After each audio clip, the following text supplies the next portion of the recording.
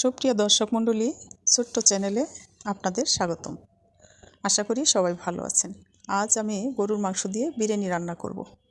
এর জন্য আমি 1.5 কেজি গরুর মাংস নিয়ে ছোট টুকরা করে কেটে পরিষ্কার করে ধুয়ে নিয়েছি। তারপর চুলাতে একটি ডিশ বসিয়ে এর মধ্যে পরিমাণ মতো তেল দিয়ে 1 কাপ পেঁয়াজ আমি বেরেস্তা করে নিব। আমার বেরেস্তাটা প্রায় হয়ে গেছে। এখন তেল থেকে আমি বেরেস্তাটা তুলে ফেলব। বেরেস্তাটা তোলার পর তারপর যে তেলটুকু রয়ে যাবে ওর মধ্যে আমি আবার পেঁয়াজ কুচি দিয়ে দিব। দিয়ে একটু ভেজে নিব। নেওয়ার পর এর মধ্যে দিব 2 টেবিল স্পুন রসুন বাটা, 2 টেবিল স্পুন আদা বাটা দিয়ে আবার ভালোভাবে ভেজে নিব। আদা আমি বেটে ডিপ ফ্রিজে রেখে দিয়েছি, সেগুলোই দিয়ে দিয়েছি। ভেজে নেওয়ার পর এখন দিব তেজপাতা, দারচিনি, লং, কালো এলাচ, গোলমরিচ, বড় এলাচ, তারপর জয়িত্রী দিয়ে আমি ভালোভাবে নাড়াচাড়া করে নেব। তারপর দিব জিরার গুঁড়ো, সজের গুঁড়ো, মরিচের গুঁড়োটা অল্প পরিমাণেই দিব। তারপর একটু ভেজে নিব। নেওয়ার পর দিব টক দইটা দিয়ে আমি আবার কষিয়ে নিব। নেওয়ার পর তারপর দিব পরিমাণ মতো লবণ দিয়ে এখন দিয়ে দিলাম বিরিয়ানির মশলা, যে প্যাকেটের মশলাগুলো পাওয়া যায় বাজারে, সেই মশলাগুলো আমি দিয়ে দিয়েছি। এখন এর মধ্যে মাংসগুলো দিয়ে দিলাম।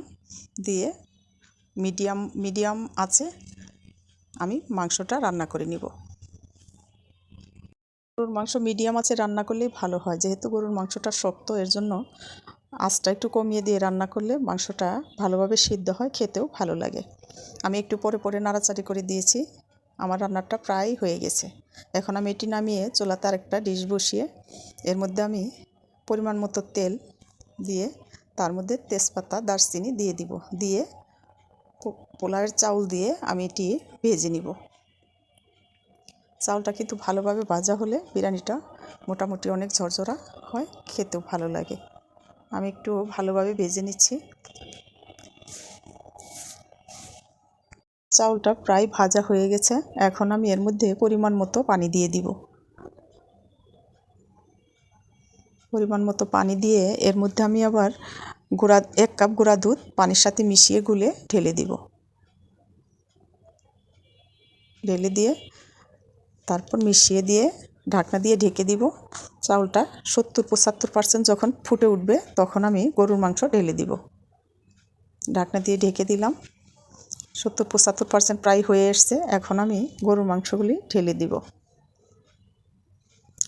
আপনাদের যদি এই রেসিপিটা একটুও ভালো লাগে, প্লিজ আমার চ্যানেলটা সাবস্ক্রাইব করবেন আর একটা লাইক অবশ্যই দিবেন। আমি ভালোভাবে মিশিয়ে দিয়েছি। এখন 10-12টা কাঁচামরিচ উপরে ছড়িয়ে দিয়েছি। তারপর দিয়ে দিলাম আলুর বোখরা যদি আপনাদের হাতের কাছে না থাকে চাইলে নাও দিতে পারেন। আমি একটু মিশিয়ে দিয়ে এখন ঢাকনা দিয়ে ঢেকে দমে রেখে দিব 15-20 মিনিটের জন্য। রেখে দিয়ে তারপর চুলার থেকে নামিয়ে পরিবেশন করব। কেমন লাগলো আমার আজকের এই রেসিপি? যদি একটুও ভালো লাগে আমাকে কমেন্টস করে অবশ্যই জানাবেন। আমার ভিডিওটি দেখার জন্য আপনাদের অসংখ্য ধন্যবাদ। আল্লাহ হাফেজ।